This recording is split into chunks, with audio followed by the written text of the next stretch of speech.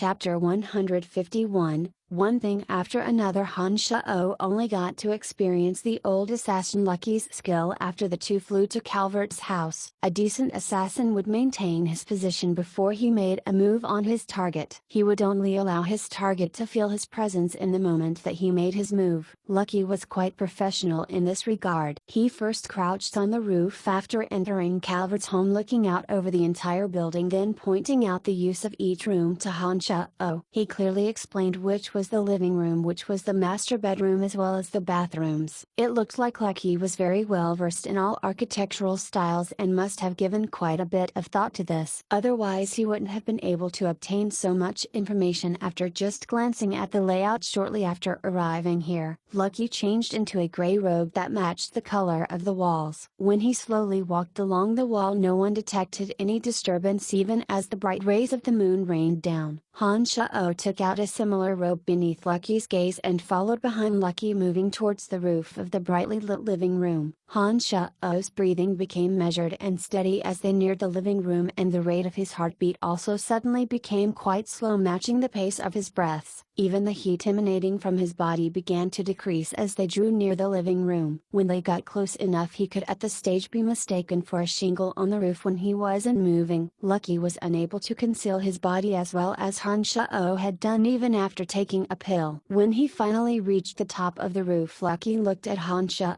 with disbelief, as he was incredibly surprised by Han Shao's control over his body. Since reaching the true demon stage, Han Shao could feel that his body was indeed more agile and deft than before. He could adjust his body condition to all sorts of situations by making his own adjustments, making it very easy for him to do something like concealing his presence. Because Clark would possibly be in the living room, the two didn't dare lift the tiles of the roof to look inside. They placed their cheeks on top of the roof and attempted to listen in on the conversation inside. "Alright, let's do it like this. Keep your wits about you. Lately Lawrence seems to have been spotted in Valen City, so he may try to make trouble, or you." Clark's voice rang out as he reminded Calvert to be careful. "Lawrence is just the son of the finance minister. Isn't he courting death if he comes to find me in Valen City?" Calvert didn't mind at all as his hearty laughter rang out like a bell. "Uncle Calvert, Lawrence's identity isn't that simple. Anyways, you must always be on guard. My father will send people over to protect you in 2 days." Clark reminded Calvert. "I've caused the chief to worry." "Hey, it's getting late. Why don't you rest here tonight? I've prepared special entertainment for you." Calvert chuckled. "That's alright, thank you, Uncle. However, some strangers have appeared in Valen City lately and I have a lot of things to take care of. I won't be staying here tonight." Clark made his excuses and seemed ready to leave. His ear lifting away from the roof tiles, Han Shao stood up and threw a glance at Lucky. The two left with a sound and quickly moved away from the manor. Lucky had decided to change the plan since Clark was going to leave and wanted to get rid of him while he was traveling. He would have to pass through a certain street after leaving Calvert's house. There were all sorts of buildings and several leafy trees on that street, making for a good place to make a move no matter what direction they came from. "You hide and wait in a tree. Pick the best timing after I make my move to attack Clark," Lucky instructed, and then crouched on top of a nearby wall as if he was a gecko melding into the night. Lucky had no way of being able to cue when was good time to make a move. Lucky could only let Han Shao attempt to grasp that critical moment himself. A horse carriage left Calvert's house after a while. The clopping sound of the horse's hooves appeared quite ear-piercing. The groom was a muscular guard and he waved the whip in his hand to spur on the horse. When the carriage passed by where Lucky was concealed, a figure flashed out of the corner of concealment so quickly that it was as if it had no weight and stuck itself to the bottom of the carriage. Han Shao clearly saw all of this from his vantage point in the distance.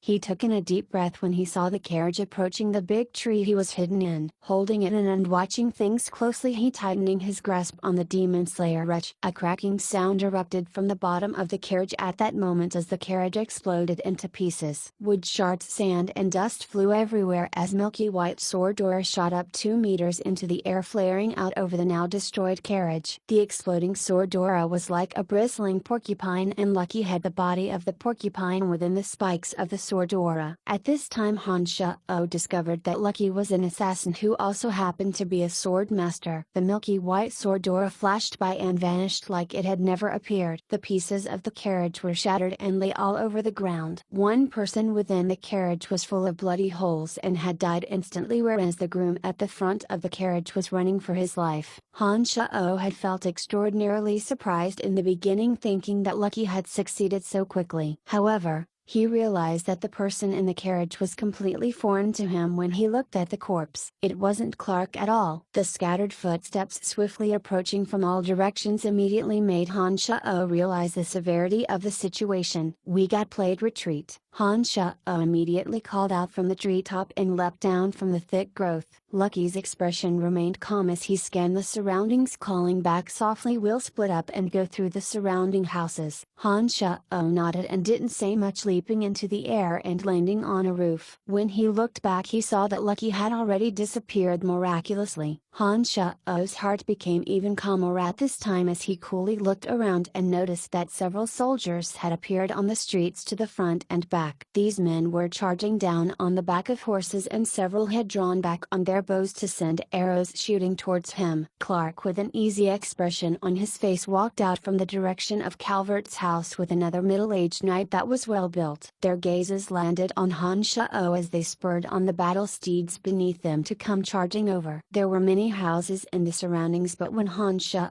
concentrated and listened, he noticed that there didn't seem to be anyone living in them. He didn't know if they'd been moved beforehand. It was only now that he was a bit regretful that he hadn't used his extremely sensitive senses to investigate his surroundings. He'd been too focused on killing Clark and hadn't thoroughly probed the details. Han Shao dodged nimbly when the arrows came shooting over. He noticed many more soldiers were approaching. He weighed things up and cast the art of the mnemonic ninth heaven, sending himself shooting into the air and away like a hawk. The numerous arrows whistled over and were batted away by the demon slayer wretch. He'd flown out of the encirclement in the blink of an eye and alighted on a large tree in the distance. Although Han Shao wasn't that well versed in the art yet, he had no problem simply flying through the air. It was because of this art that he could break free from the soldiers. In addition, Han Shao discovered that compared to the levitation spells that archmages could cast in this world, the art of the mnemonic ninth heavens was much more advanced. None of the levitation spells that the archmages could cast even came close to his art's speed and maneuverability. He took a deep breath in and took stock of his surroundings, discovering that Clark had almost 100 soldiers with him. These people were conducting a carpet-style search, going through each room looking for Lucky. They gave up hunting down Han Shao after he left and was focused on finding Lucky. Just as Han Shao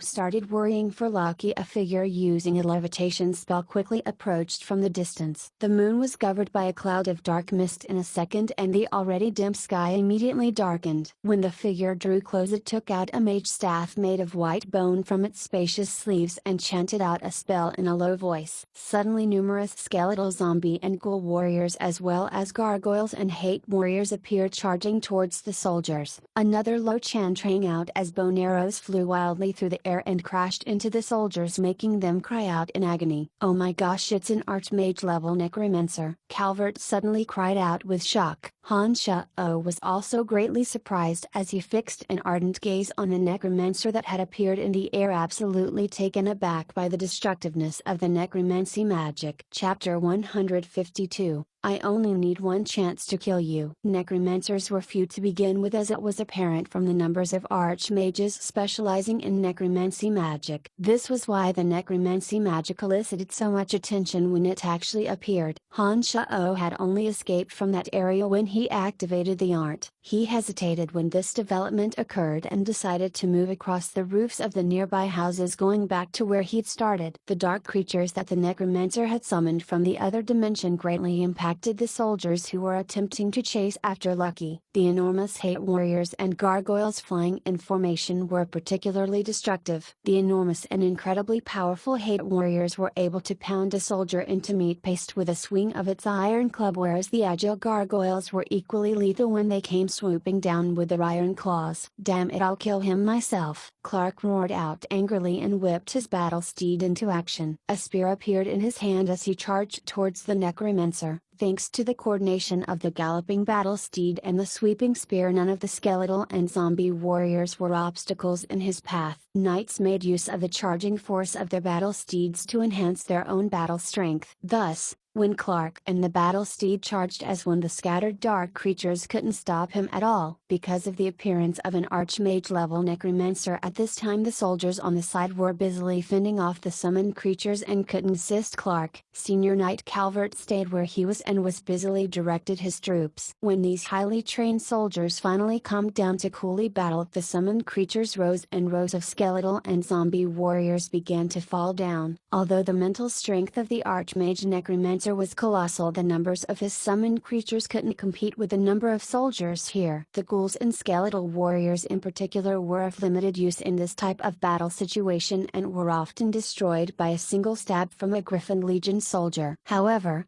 the enormous hate warriors and gargoyles howling through the darkness were still quite fierce and had killed quite a few soldiers in the blink of an eye. It was a pity that there were only 5 hate warriors and 6 or 7 gargoyles. More than 10 Griffin Legion soldiers also surrounded each hate warrior. Another low chant emitted from the necromancer's mouth as 2 fallen hate warriors suddenly exploded violently. The 2 corpse explosion spells immediately caused scores of Griffin Legion soldiers to die with agonized howls. When the necromancer opened his mouth to chant the next spell, Clark on the back of a battle steed had already charged in front of him. The spear in his hand suddenly flared with a milky white aura and Clark flew into the air using the momentum from the battle steed. He shot towards the necromancer floating in midair like lightning. An enormous white skeleton abruptly materialized in midair, forming a shield of white bone with mind-boggling speed. The white bone shield was 3 meters tall and 2 meters wide, completely blocking the way in front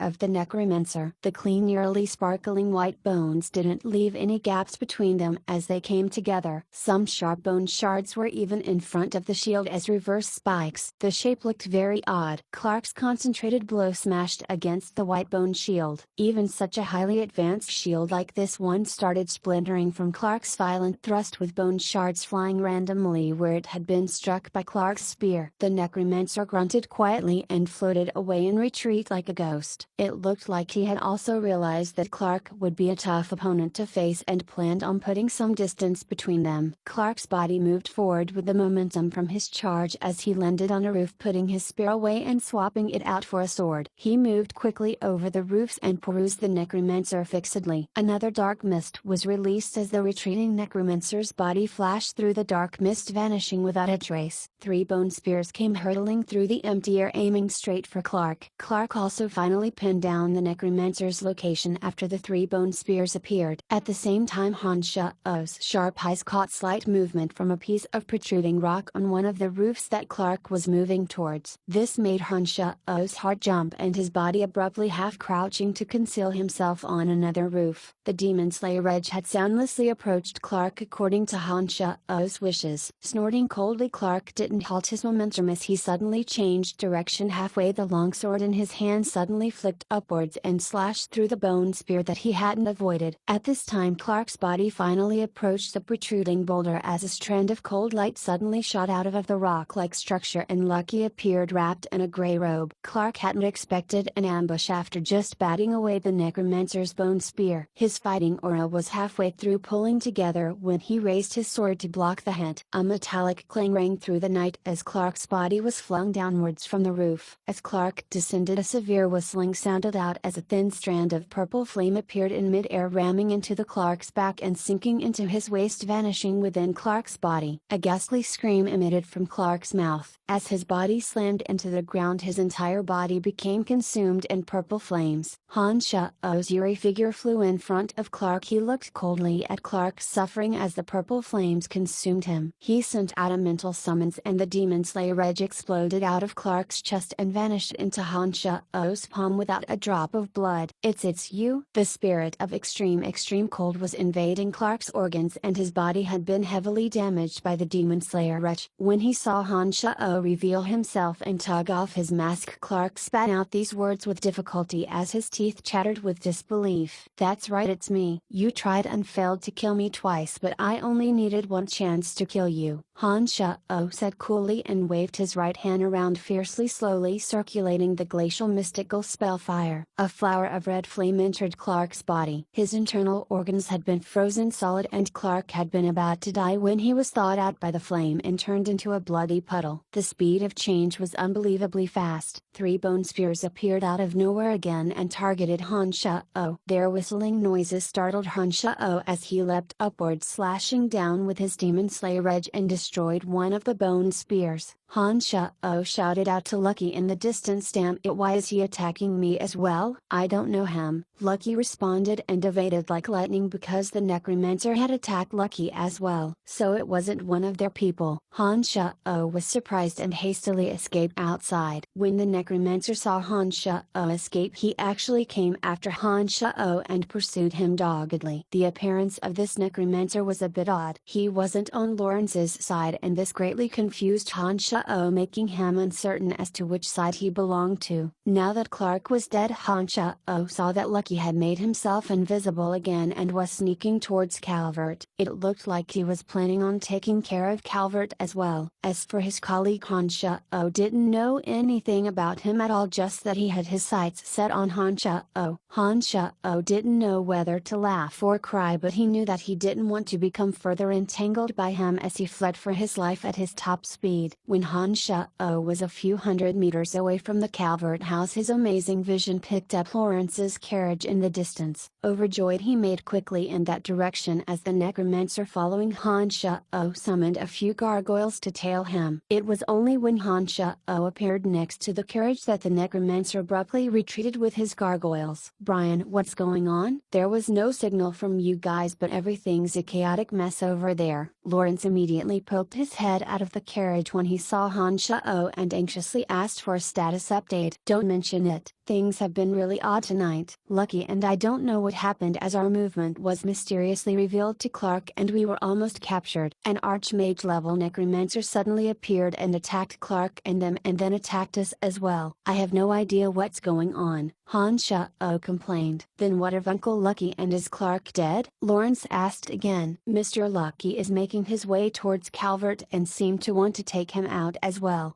Clark is done for, you don't need to worry about him," Han Sha-o responded. Lawrence couldn't hide the glee in his expression as he laughed with satisfaction. "Dead, he's dead. Valen City will be in chaos now." Chapter 153, An Identity to be cautious of. When Lawrence spoke thus, the expression on his face was very bizarre. It was a slightly manic one that seemed anxious to see the world plunged into disorder. "Brian, I'm going to stay in Valen City for now. You can come find me in the house we dropped Lisa off in." "Where can I find you if I need?" Lawrence was in a great mood as he turned his head to look at Han Sha-o. Han Sha-o was silent for a moment and then told Lawrence the address of Emily's hotel, leaving quickly afterwards and not paying attention to anything that happened after. The hotel that Emily was staying in wasn't one of the Dark Mantle strongholds, thus Han Sha-o wasn't afraid of Lawrence finding his way there. When Han Sha-o made his way back to the Dark Mantle stronghold, metallic horse hooves clopped endlessly on a path to Calvert's house. It looked like Clark's death had indeed had a great impact on the entirety of Valen City. Han Sha-o didn't linger here at this moment and didn't care to find out whether or not Lucky had succeeded in eliminating Calvert. He masked his traces as he swiftly made his way to the Dark Mantle stronghold. He easily found Emily after reaching the stronghold. When she saw him, she waved her hand and dismissed Chester. Her beautiful face was grave as she said to Han Sha-o, "I know of Lawrence's identity. She was a senior executive of the Dark Mantle." "All right." Han Sha-o looked happily at Emily and said enthusiastically, "Wonderful. Just who is that guy? His status seems quite high." You better mind your tone and language when you interact with him in the future. This person could have a drastic impact on you." Emily glared huffily at Han Sha-o and then whispered an incantation. A boundary formed within the room and enclosed Han Sha-o and Emily within it. "The members outside won't hear my words when this boundary is in effect," Emily said gravely. Han Shu was quite surprised to see Emily take such precautions. Lawrence?" he asked a bit anxiously. "Alright, stop playing it up, just who is Lawrence?" Taking a deep breath in, Emily sighed lightly and said he should be the third prince. Starting in fright, Han Shao looked at Emily with some incredulity. "You're joking. The king only has 2 sons. Every citizen of the Lancelot Empire knows of this. How could there be a third prince? Besides, everyone knows that Lawrence is obviously the son of the finance minister. How could he possibly be the third prince?" Exclamation mark. "I mean it." Emily reached out a hand to pinch Han Shao when she saw that he didn't believe her. She explained, "This is actually one of the royal family's scandals. The finance minister Evie has some problems in that area and can only look at his beautiful wife Alice. Evie's relationship with the king is quite good, and the king met Alice at one of Evie's private banquets. The king was conquered by Alice's beautiful looks, and the two finally walked together because Evie was functioning inadequately in addition to the king making purposeful moves. Evie detected this because Alice became pregnant. The king himself then put in an appearance and explained the matter to Evie. Since the deed had been done and the king was still the king in the end, and Evie knew that he couldn't say anything to Alice and thus silently accepted this. Because the fallout from this matter would have been too severe, both sides have concealed it until now. Those who truly hold power within the capital have some sort of understanding towards this matter, but no one dares to talk about it openly that Lawrence is the son of the king and Alice. Lawrence has been raised in the care of his ambitious mother since birth, teaching him the tenets of ruling and the knowledge he should know when controlling a kingdom. Lawrence knew of his status since young, but his potential is extraordinary and he has uncommon social graces, so he has a good relationship with even his adoptive father. It's a pity that due to his illegitimate status he can't enter the royal family. The king also feels quite guilty about this and thus treats Lawrence very well. He often meets with Lawrence privately to express his affection, and it's rumored that the king is very satisfied with Lawrence as well. Of the other 2 princes, one of them is fierce and general material, the other is extremely crafty but is wishy-washy about making decisions. It looks like neither of them are ruler material. Because the king's health is starting to decline, he too may feel that he doesn't have much time left and thus has been walking closer to Lawrence lately. It's been said that the king has the desire to reveal Lawrence's identity and have him inherit the throne. However, the mothers of the other 2 princes hold great power within the empire. If the king acts rashly, he'll lose control of the situation and thus hasn't made a move yet. As the king becomes weaker and weaker, a storm is starting to brew within the empire. That old fox Candide doesn't want you too close to Lawrence, likely because he's also worried that Lawrence's identity will affect your future path. These words had an extreme impact on Han Shao.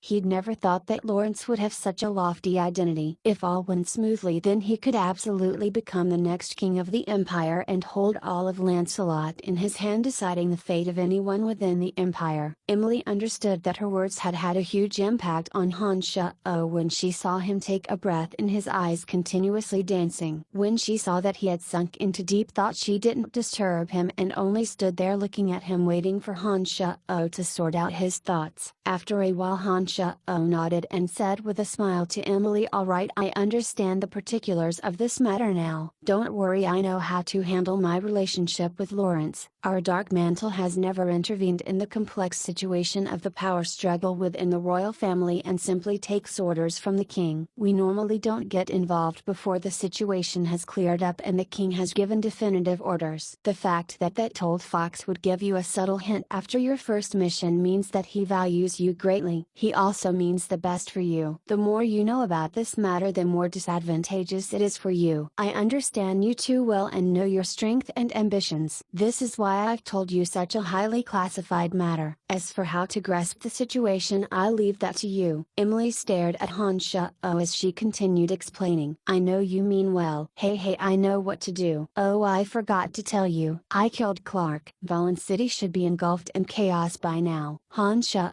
smiled faintly at Emily. It was Emily's turn to have shock written on her face after she heard these words. She looked at Han Shao with incredulity, asking with extreme shock, What did you say? You said you killed Clark?" "Not Nodding, Han Sha-oh said firmly, yes, I killed Clark, but someone helped me with it and I only did it through an ambush. Don't be too surprised. Breathing out slightly, Emily was still quite surprised. She shook her head and said, we've investigated Clark's strength and he's a solid Earth Rider. He reached this level at such a young age. His potential is extraordinary, and to think that he would die so easily after being ambushed by you. It looks like you're keeping quite a few things from me. No, I'm really not hiding anything from you. Just that an Archmage Necromancer appeared halfway through and my colleague helped us with Clark. We've received great help from his strength, otherwise we would have never succeeded. Han Sha-oh smiled dryly and quickly summarized what had happened. Emily's expression grew even graver after she finished listening to Han Sha-oh. She murmured, necromancers are rare enough already. An Archmage Necromancer is like the feather of a phoenix or the scale of a dragon. I wonder which faction this necromancer belongs to? I'll need you to investigate that. Han Sha-oh smiled. Come and make a trip with me, we need to find something. Emily pondered for a bit and then wrapped herself with a nearby fur. What are we doing? Han Sha-oh walked up to Emily and tenderly adjusted a corner of her clothing. Smiling coyly at Han Sha-oh, Emily cackled like a little girl planning on playing a prank. Clark's just died, so the entire Valen city must be in an uproar right now. The Griffin Legion must be in a busy panic right now and searching through the entire city for you two. What we need to do is stir muddy the waters and make things even more confusing. Hey, that's wonderful. I find that I like doing bad things. Perhaps I was a killer or an arsonist in my past life. Han Sha-oh smiled faintly. You're also quite a villain in this life. Emily rolled her eyes at Han Sha-oh taking down the boundary and walking outside together. Chapter 154, why bother so much? Within the span of a few short months of Bob Asher's two sons, one had mysteriously gone missing and the other was killed on the streets. This was simply too great of a shock to him, particularly because Clark had been the son that he'd valued more and placed the most hope in. To have him be killed by others in Valen City made him go utterly crazy. This night in Valen City was destined to be a chaotic time. All of the Griffin Legion had been summoned and were conducting a carpet-style search for all suspicious personals. Because of their chief's explosive rage, all the ordinary soldiers within the Legion all held equally poor tempers. Any unfamiliar faces or merchants would be beaten viciously if they gave the slightest hint of not cooperating. Metal hooves galloped over the streets as citizens sleeping soundly in the middle of the night were rudely awakened. Even the symbol of the Griffin Legion, a troop of griffins, soared through the night skies of Valen City on patrol. Everyone was as if they were confronting a great enemy, and all thought that the Casey Empire had invaded in the night. The griffins in the sky were black dots as their strange cries reverberated through people's eardrums. They flew from the west side of the city to the south, then flew from the south to the north. They would land and search with the soldiers on the ground whenever they saw something out of the ordinary. So these are griffins. They're truly big, all right.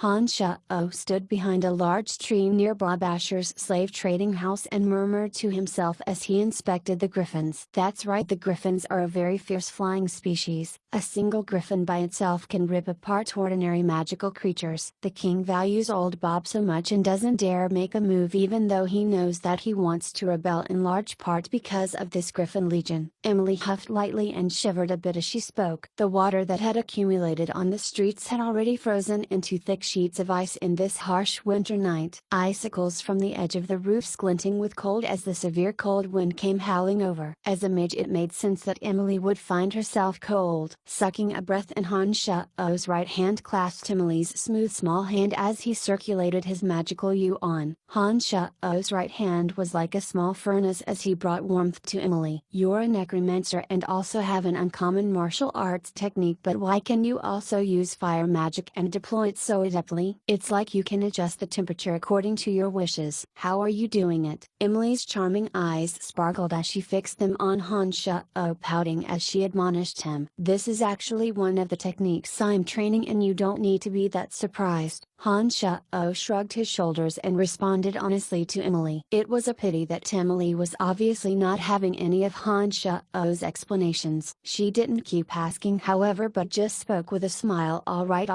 I'll discover all your secrets one day. Your mysteriousness is like a poison to me. The more I want to know about you, the more mysterious that I find you are. Hey, don't be boy crazy. Let's go.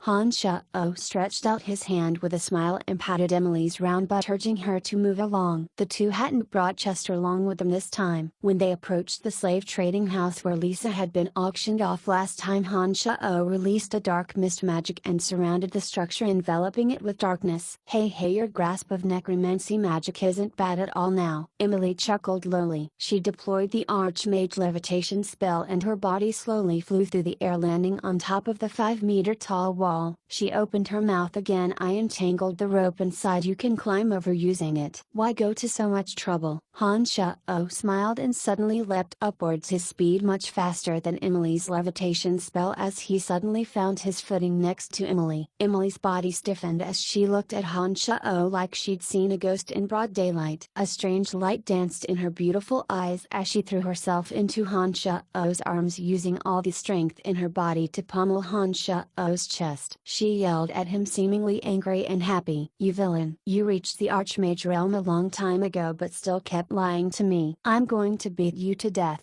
You jerk. Han Shao heard some noises traveling from the distance and didn't dare remain at a high vantage point for fear of attracting attention. He suddenly grabbed Emily and flew down, hiding in a corner of the slave trading house, clasping her small hand afterwards, explaining with a wry smile, I didn't lie to you. This is a method that's similar to the levitation spell and is one of the techniques that I'm training in. It has nothing to do with magic. Think carefully. Did you sense any magic pulses from me earlier? Emily started after listening to Han Shao's words, and her long eyebrows fluttered in confusion. She looked at Han Shao in shock afterwards and asked with incredulity, just what kind of martial art technique are you training in? According to my knowledge, even the strongest swordsman or paladin can only fly for short periods of time using fighting aura. That technique wasn't flying at all, so how could you do it? I told you before that the technique I'm training in is rather incredible, and I'm not at liberty to discuss so much to you. Han Shao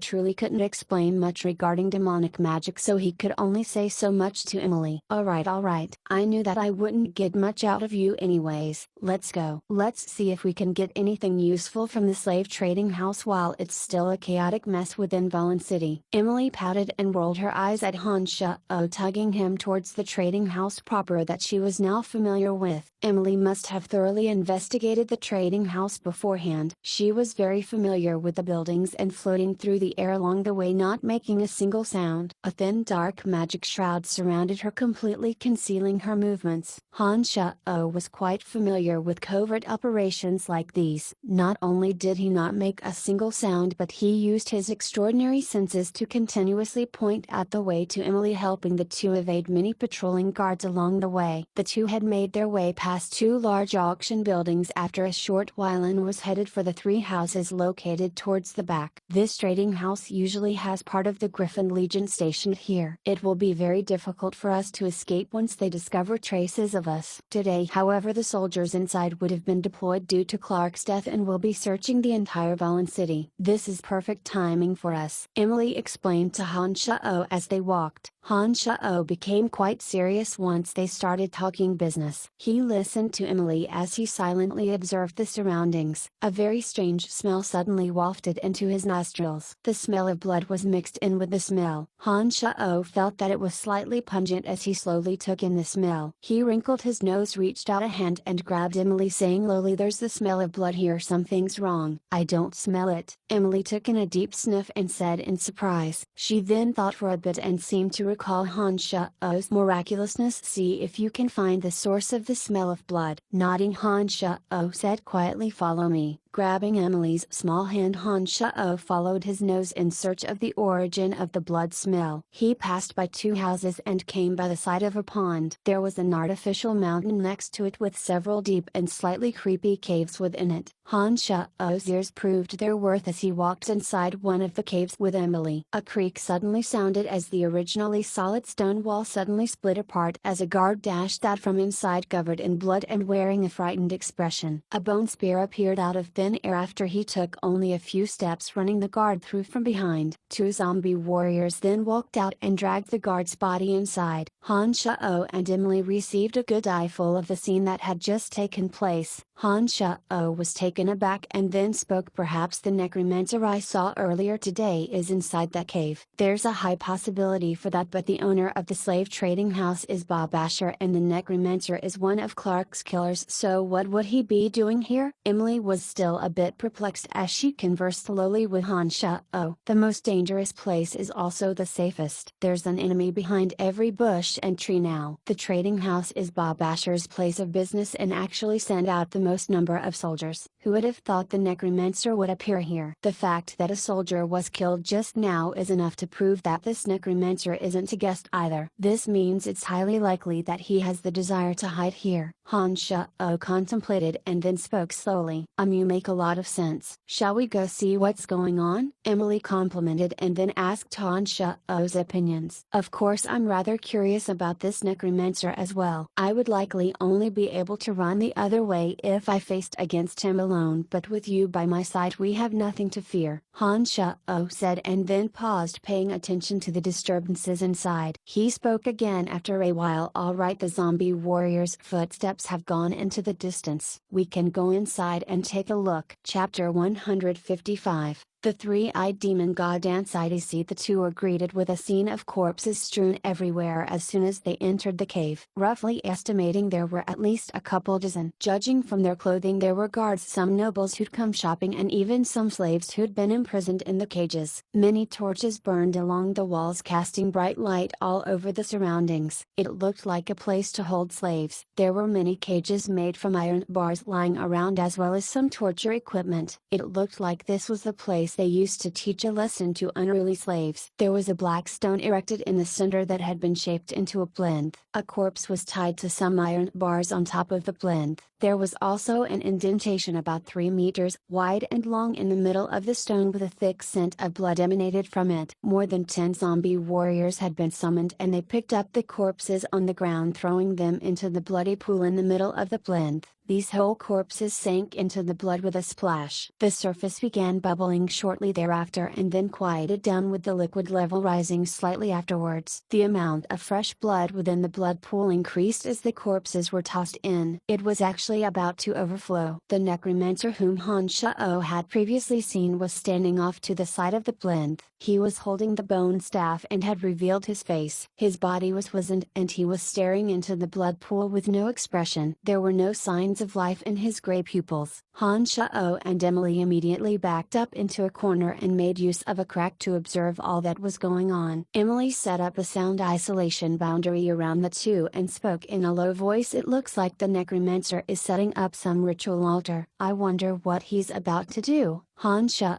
shook his head and responded with a grave expression. Maybe it's because I know too little about necromancy magic, but I don't know anything about the altar that the necromancer has set up. It looks like archmage level necromancers have indeed grasped many more strong magics. Just as Han Shao and Emily were conversing lowly, the necromancer suddenly waved the bone staff in his hand and mumbled out an incantation. The blood pool on the altar suddenly started churning and the corpse that was tied on top of the altar suddenly had its flesh and skin ripped off, becoming a stark white skeleton. Another necromancy magic was chanted as the not yet dispersed souls from the newly dead on the ground seemed to materialize and condense into gray smoke, surging into the blood pool that surrounded the altar. The blood pool transformed into a whirlpool as the bones from the corpses that had just sunk to the bottom all revealed themselves again, slowly reforming themselves into a three-eyed demon god with 8 spikes on its head and a spiked tail attached to its waist. The three-eyed demon god was formed from the white bones and its 3 eyes were red, yellow and blue, embedded into its head in the shape of a triangle. An enormous buffet of evil presence started emanating from it as it started forming, suffusing the entire area with its evil presence. It was a kind of evil that was wildly violent and bloodthirsty. Even though they were quite a distance away, Han Shao felt a chill grip his heart as he fixed his eyes on the three-eyed demon god, not shifting from it for a second and focusing all his attention on the movement by the altar. Oh my gosh, he's connected with the three-eyed demon god Ansides through the altar. Emily gave a low exclamation as her eyes were filled with surprise. A god was a being of utmost strength at a legendary level of existence. They had divine arts that stretched to the heavens, but but were constrained by the laws of their plane of existence and couldn't reveal their actual body in this world, but through some rituals and mediums some people in this world could use mystical arts to contact the gods. Han Shao had always felt that this unsubstantiated saying was quite ridiculous and felt that this was something that was impossible to actually exist, but now that the truth appeared in front of his face, Han Shao had no choice but to believe. The three-eyed demon god Ansidisi had appeared from who knew how many planes of existence through this necromancer's ritual, descending his consciousness on these skeletons. Han Shao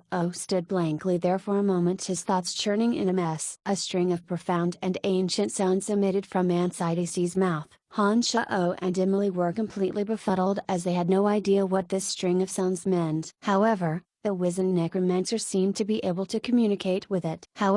The necromancer had been crouching on the floor and had buried his head in his chest in worship when he suddenly lifted his head with a look of fright, then quickly sung out an incantation releasing the life reconnaissance spell and sent it through the surroundings. This is bad. Han Shao knew things would get bad as soon as he saw this spell appear. He suddenly exhaled and planned on pulling Emily out of here. It was a pity that he was still a bit too slow. The life reconnaissance spell suddenly lit up when it neared Han Shao and Emily's position. The necromancer worshipping on the floor immediately had his face sink and his bone staff suddenly waved, sending the dozens of zombie warriors walking towards the two. "We've been made. We need to get out of here," Emily cried out and suddenly backed up, planning on taking Han Shao away from here. At this moment Han Shao's sharp eyes saw that Ansidisi's body formed from white bones crashed back into the pool of blood with a thud when the necromancer lost his concentration. It would seem that a necromancer couldn't lose his concentration for even a second when using the mystical arts and the blood and bones within the pool to communicate with the three-eyed demon god. When the necromancer shifted his attention to Han Shao and Emily, the divine consciousness that had crossed who knew how many planes of existence would be unable to use the bone and blood to manifest itself. "The three-eyed demon god can't help him. We don't need to be afraid of him." Han Shao's body halted in front of the cave entrance as he pulled Emily's retreating body to a stop as well. When Emily's movement was arrested by Han Shao, her beautiful eyes focused on the altar when she heard his words. She also discovered that Ansidisi had disappeared within the bloody pool, and cool composure wrote itself over her face. "Who are you and how dare you use such an evil ceremony to summon Ansidisi within Valen City?" "The two of you shouldn't have come in. I wouldn't have killed you otherwise." The shriveled necromancer spoke in an extremely dry and cracked voice, using the levitation spell to float toward Han Shao and Emily from the altar. He waved the bone staff in his hand as he let loose in a depth-level necromancy spell chain of wraiths. More than dozens of wraiths were entwined into one long metal chain snaking towards Han Shao and Emily. Dozens of zombie warriors also raised their wooden clubs and rushed to attack Han Shao and Emily. Snorting delicately, Emily took out her staff and lowly sang out a dark magic spell, forming a inky black Grim Reaper's blade out of midair. It turned towards the zombie warriors with a wave of her staff, and the zombie warriors were all sliced cleanly like paper beneath the reaping of the blade. Not a single one was able to come near Han Shao and Emily. As the chain of wraiths came hurtling over Han Shao's demon slayer, edge suddenly whistled out of his hand as he activated the glacial mystical spell fire. The demon slayer edge sent out eye-piercing red light enveloped in red spell fire as the temperature of the surrounding air suddenly skyrocketed. The demon slayer edge burned with the red spell fire as it landed swiftly on the chain. The dozens of wraiths making up the chain all opened their mouths to scream in frightened horror beneath the searing heat of the red spellfire demon slayer edge. When the demon slayer edge sank into the chain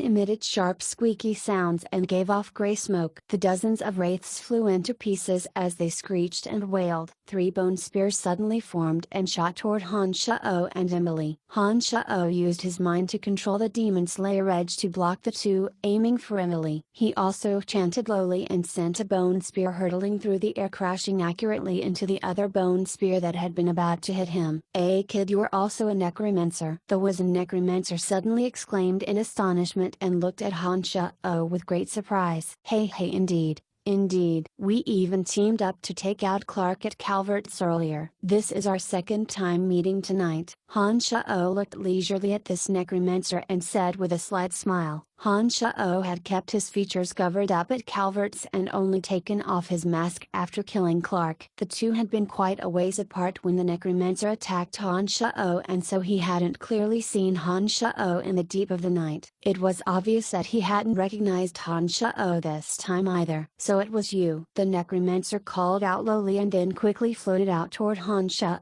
He said sinisterly, "As a fellow necromancer, I'd like to see if you truly understand the mysteries of necromancy at all." The necromancer made a move after he finished speaking, looking like he would take out Han Shao first.